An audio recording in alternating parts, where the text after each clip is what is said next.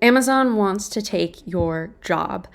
In today's video, I want to talk about a new report that was published in the New York Times looking at leaked documents from within Amazon, where it discloses that it plans to use robots to replace about 600,000 human workers over the next few years and automate up to 75% of its operations. This is a big deal. One of the reasons why I think Amazon is worth paying attention to, especially with what they're doing with regard to adoption of new technologies like robotics and artificial intelligence, is because Amazon is what I would consider a market mover in the labor market. So Amazon is one of the largest employers in the United States, and whatever they do will send signals across the rest of the economy that everyone will have to follow suit. And Amazon is such a large behemoth that this is going to trickle down to millions of workers, whether you actually work at an Amazon warehouse or Amazon corporate or you're a driver or not. It doesn't matter. Whatever Amazon does, other companies will have to follow. UPS, FedEx, Walmart, all also major private sector employers within the country. So pay close attention to the things Amazon is doing right now, because this is going to fundamentally shape the future of work and your ability to stay employed in the future. So this is a summary posted by CNET, but in it talks about how Amazon plans to make human labor less necessary in its facilities, replacing more than 500,000 jobs with robots. And I want to be clear about something. This picture is kind of what people think about when they think about robots. You think a humanoid robot that has, eyes that are lights and two arms and two legs. And in a lot of cases, especially at warehouses, these aren't what the robots look like. Robots are automated solutions that augment physical labor and physical workflow. So a great example would be an autonomous self-driving forklift. Currently, in a lot of places, you have to have humans who drive forklifts, and a lot of times you have to have a special license to be able to operate a forklift. However, if you use a robotic forklift, something that can move autonomously, independent of humans, maybe with human oversight, but for the most part without humans, that's an example of a robotic workflow or a robotic technology that could displace a human worker. You wouldn't need forklift drivers anymore. So get this image of the humanoid robots out of your head. Like, yes, they are coming. I mean, Tesla and Elon Musk are hell-bent on building these things and distributing them throughout the economy. So these are coming, but this isn't necessarily what is going to take human jobs at this point in time. It's more things like automated forklifts. That's what's going to be taking people's jobs. Okay, so there were internal documents from within Amazon that were leaked. And in those documents, Amazon disclosed that the robots would allow the company to avoid hiring new workers to meet increasing demand, translating to 600,000 jobs replaced by 2033. So this is really important. I think everyone thinks AI is going to take people's jobs one for one, that you're just going to show up to work one day, you're going to get a Zoom meeting with an HR representative, put on your calendar, and suddenly you're going to be out of work. And while this will certainly happen to some people, what's actually happening right now is the elimination of jobs. So people who are in jobs currently, you're more or less fine. Like, you don't really have anything to worry about just yet. It's the people who aren't in jobs that do have to worry. So this is happening at Amazon. Amazon plans to automate its workflows. So in the coming years, it can reduce the amount of people it has to employ. And then, of course, through natural attrition, once people leave the company, they're not going to backfill them, right? The plan is to let those people go, let those people leave, and then let the automated workflows take over. But this is also happening in the finance sector, which is another sector of the economy that's worth paying attention to when it comes to AI adoption. A lot of financial institutions across Wall Street have already said they aren't hiring junior analysts anymore. They're reducing their overhead and their headcounts because they have AI tools and they're building their own in-house agents to do a lot of the same work that teams of analysts used to do. So this is really what's happening, and it's affecting I would say younger workers the most. Younger workers are being not necessarily displaced, but the need for younger workers to begin with has been eliminated. So this is why it's been incredibly difficult for Gen Z and recent college graduates to find a job, because there isn't an appetite to hire them anymore, especially looking ahead in the coming years. And I'm not talking like 10 years down the road. Like, this is coming within the next, 1 to 5 years.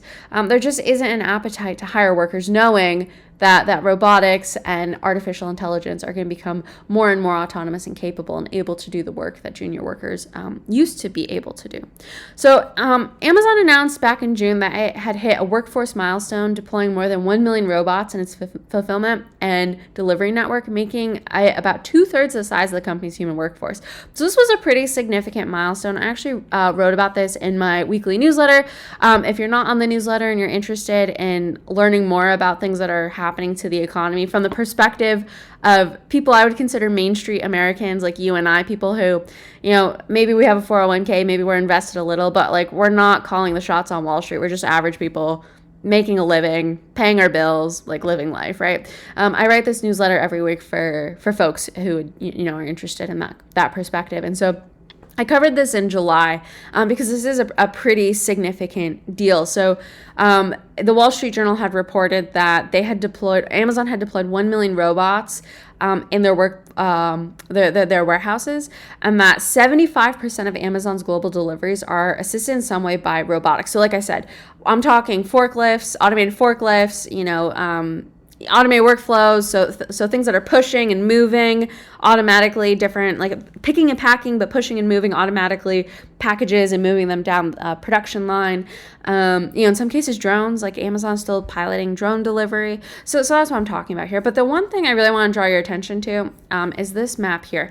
So this isn't going to affect everyone across the economy, but it is going to affect sectors of the workforce that have unfortunately already been hit pretty hard by drastic economic changes.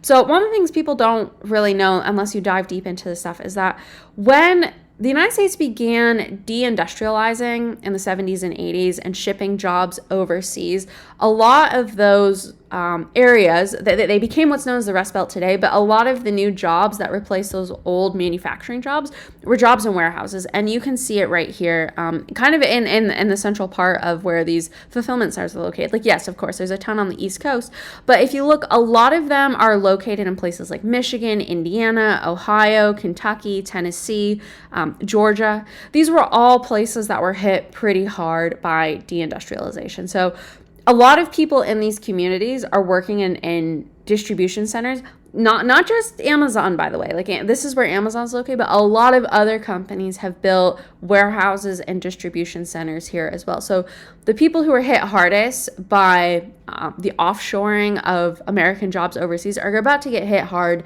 again by displacement through automation. And like I said in the beginning, because Amazon is a market mover, other companies are going to be following Amazon's lead. So companies like Walmart, companies like Dollar General or Dollar Tree, or food distributors, all of these companies that operate massive warehouses in the heart of the United States, they are going to be automating their warehouses too. So it's not just Amazon employees who are going to lose their jobs.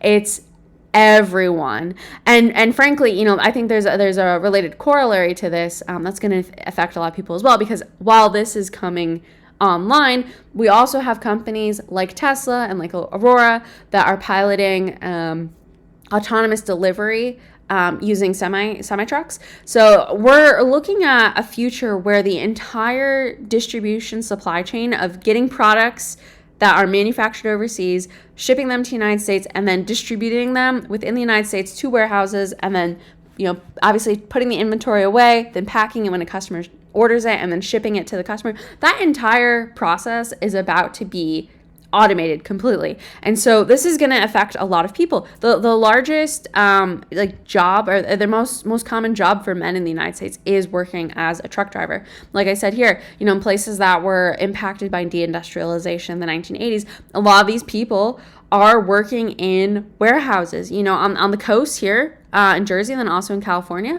A lot of people work in logistics, especially I think Los Angeles. A huge portion of their economy isn't Hollywood. It's the dock workers who are working to process shipments coming from China. So this is going to be a huge deal, and it's going to be massively disruptive. And it's not just going to affect people working inside of warehouses. I think the number is 600,000 is a substantial number for a single company, but I think the impact of this is going to be much, much bigger. Okay, so it goes on to say the leaked documents discuss avoiding using terms like automation, AI. Instead, they want to use terms such as advanced technology and replace the word robot with cobot to suggest collaboration. So this is all to soften the blow. Amazon is very concerned with its own public image and how this is going to, like, what this will look like in a lot of these communities. And so they're trying to use euphemistic language to talk about what's happening.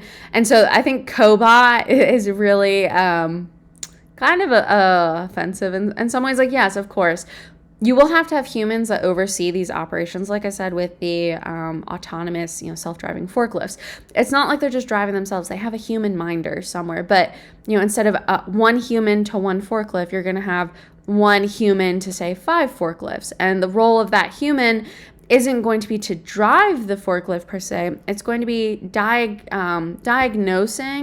and troubleshooting problems with the software that the technology is using to do its operations. It's going to require a very different skill set than a lot of people currently have right now, which is going to require a degree of training and education. But as we saw during deindustrialization, that didn't necessarily work out, right? Like, you had lots of people who went back to school, and I'm talking manufacturing workers, right? Like people who worked on assembly lines, who went back to school, try to reskill, try to learn something else. Everyone in Washington was like, oh, go learn to code. Some of their kids did indeed go do that, right?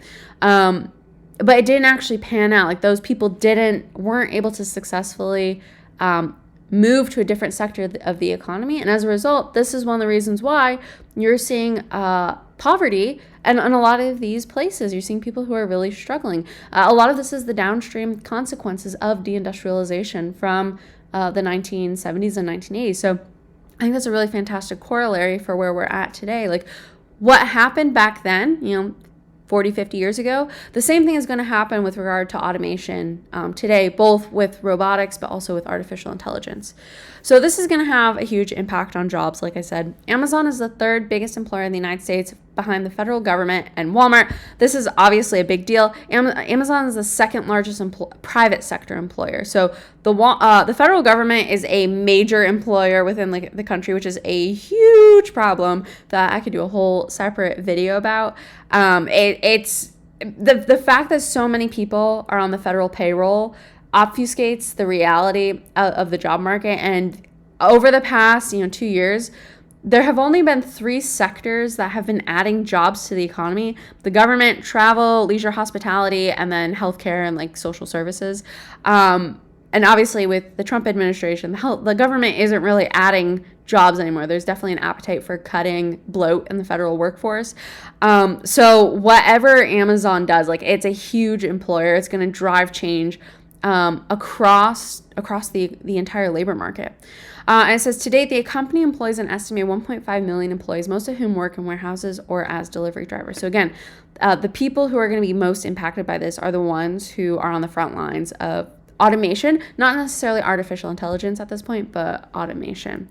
Okay, and then it says studies have been done on the impact robots will have on human wages as of 2020. Every robot added by a company per 1,000 workers reduces U.S. wages by 0.42% and has cost humans an estimated 400,000 jobs. I would be cautious with data like this. For one, this was published and this is cited for 2020. Okay, that was 5 years ago. And while, when I was a kid, stuff from 5 years ago seemed relevant today, it's completely irrelevant. One of the big changes, obviously, is the arrival of ChatGPT and AI chatbots, and now we're moving into AI agents, and the pace of acceleration and the proliferation of new AI-based technologies is rapidly growing. And this is a pretty big deal because AI is going to power robotics. I think that has been one of the biggest hangups right now, one of the reasons why robotics really hasn't taken off, it's because it doesn't have the cognitive capability to think on its own. So yes, while you have companies like Boston Dynamics, companies across Asia, Tesla, that are building their own like autonomous robot dogs or humans or whatever, those entities can't really think for themselves. Like, you have to program the robot to act and in a sequence of events. It doesn't have the capability to think on its own. Once you take generative AI and cognitive functions and you combine that with robotics, things are going to fundamentally change. So I would definitely pay attention to what Tesla is doing with Optimus, and how it's using XAI, Grok, and Optimus in combination, because I think that is going to be pretty significant. But this is, again, why like self-driving cars, for example, haven't really taken up. They're definitely here. Waymo and Tesla are piloting things here in Austin and cities like Phoenix.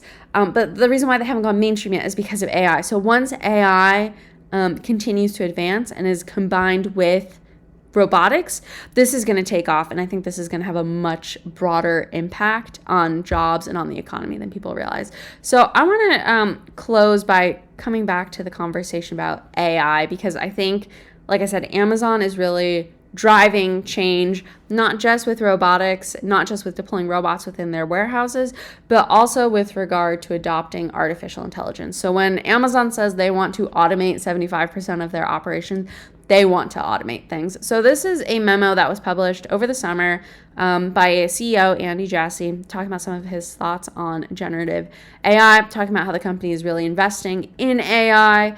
And so some of the things that they're doing right now is they think, just some of the beliefs underpinning them is they think that, AI agents are here. They're going to change how we work.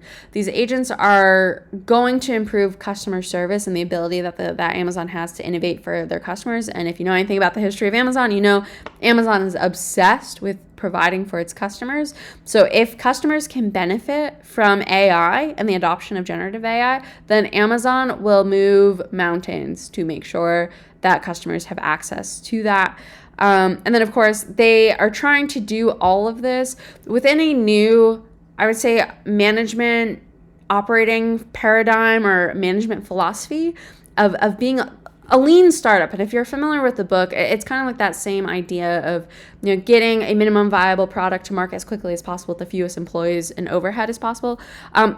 Companies are moving in this direction, but what's happening is larger companies like Amazon are looking to radically reduce their overhead and their costs. So if they can meet the needs of the customer, excel at doing that, and drive costs down through the reduction of humans on their payroll, they're going to do that. And of course, there's lots of ways you can do that. Obviously, hiring 1099 contractors instead of W-2 workers, offshoring jobs overseas. This is something a lot of tech companies are doing right now, especially Microsoft. Instead of software engineers sitting in Silicon Valley, they're sitting in offices in India. So they'll do that. And of course, if it also means adopting AI agents and implementing those into corporate workflows or robots and integrating those into physical operational workflows, Amazon is going to do that. But I want to call your attention to this paragraph right here, because I think this is the most important thing. Andy Jassy says, as we roll out more generative AI and agents, it should change the way our work is done. We will need fewer people doing some of the jobs that are being done today and more people doing other types of jobs. It's hard to know exactly where this nets out over time, but in the next few years, we expect that this will reduce our total corporate workforce as we get efficiency gains from using AI extensively across the company. So he's basically said the quiet part out loud, that AI is going to replace your job. And yes, he acknowledges new jobs will be created. What none of these people are saying is it going to be a one-to-one transition? Is a former HR specialist at Amazon going to become a prompt engineer, for example? Is there going to be a one-to-one transition?